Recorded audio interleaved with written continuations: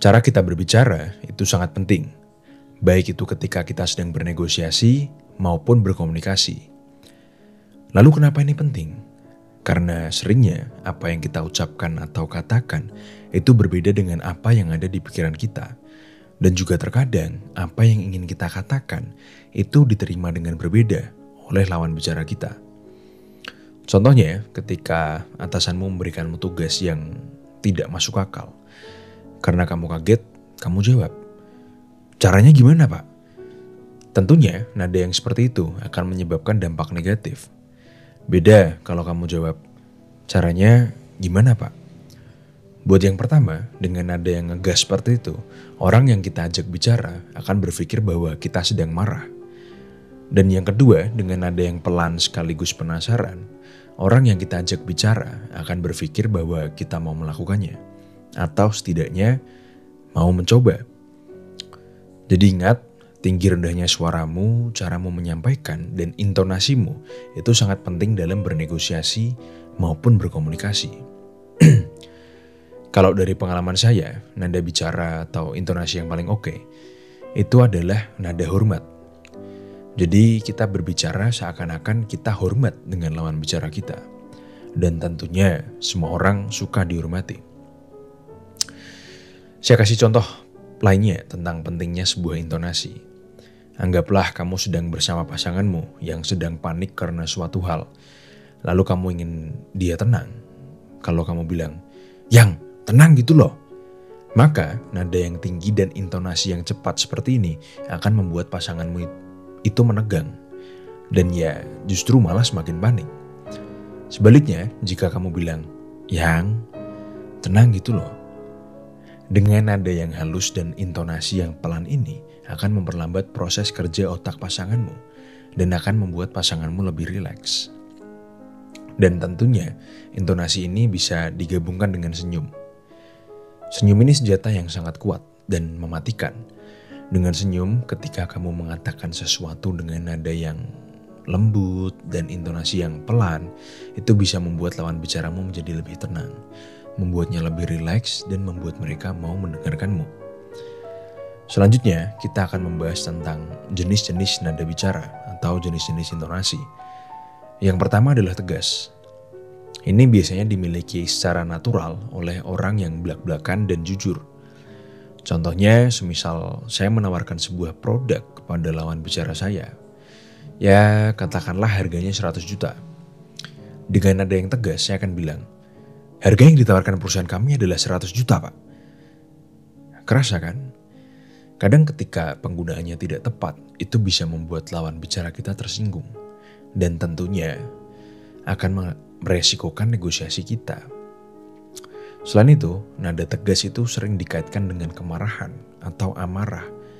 Dan dari pengalaman saya, ketika kita menunjukkan bahwa kita marah, maka itu akan meninggalkan kesan negatif pada lawan bicara kita. Yang kedua adalah nada yang playful atau asik. Langsung aja kita contohkan dengan 100 juta tadi. Harganya yang ditawarkan perusahaan kami 100 juta, Pak. Jujur saya sendiri kurang bisa menjelaskan secara mendetail tentang nada ini ya. Tapi dari pengalaman saya, ketika saya menggunakan nada yang asik, ya kayak, "Iya Pak, iya Mbak," gitu. Jadi kita awali dengan sesuatu yang seakan-akan kita menunjukkan bahwa kita akrab dengan mereka, lalu kita asikin aja. Itu akan membuat lawan bicara saya merasa bahwa saya jujur. Dan tentunya di dalam situasi bernegosiasi yang cukup menekan, itu orang akan sangat senang ketika kita berkata jujur. Saya sendiri hampir setiap negosiasi menggunakan nada ini, karena nada ini bisa membuat lawan bicara saya merasa akrab, dan tentunya menurunkan pertahanannya, lalu membuat mereka merasa bahwa ini situasi negosiasi yang positif. Nah, karena ini sangat efektif, saya sarankan ketika kalian bernegosiasi, sering-seringlah menggunakan nada ini. Yang ketiga adalah nada yang menganalisa. Ketika seseorang menyampaikan analisanya, biasanya dia akan menggunakan nada yang pelan, rendah, dan lembut. Nah, lalu kapan kita harus menggunakan nada ini? Yaitu ketika kita kekeh terhadap sesuatu. Contohnya, ketika kalian akan tanda tangan kontrak. Ada beberapa hal di kontrak itu yang dirubah oleh pihak lawan. Sebetulnya sih nggak apa-apa, tapi ada satu hal atau satu poin di kontrak itu yang tidak bisa dirubah bagaimanapun. Di sini kalian bisa menggunakan nada yang menganalisa, karena nada ini bisa menunjukkan kepada lawan kalian bahwa kalian memiliki suatu hal yang tidak bisa dirubah dan kalian nggak akan goyah. Contoh nadanya, Pak, kami tidak bisa menerima perubahan di kontrak ini. Efek dari nada ini tuh sangat kuat dan efektif. Tapi ada efek negatifnya juga. Yaitu lawan bicaramu akan merasa bahwa kamu orang yang dingin. Dan tentunya ini tidak baik untuk hubungan jangka panjang. Ya, misalnya kontrak yang kamu tanda tangani itu berjangka tahunan atau sebagainya. Jadi gunakan nada ini jika memang diperlukan aja.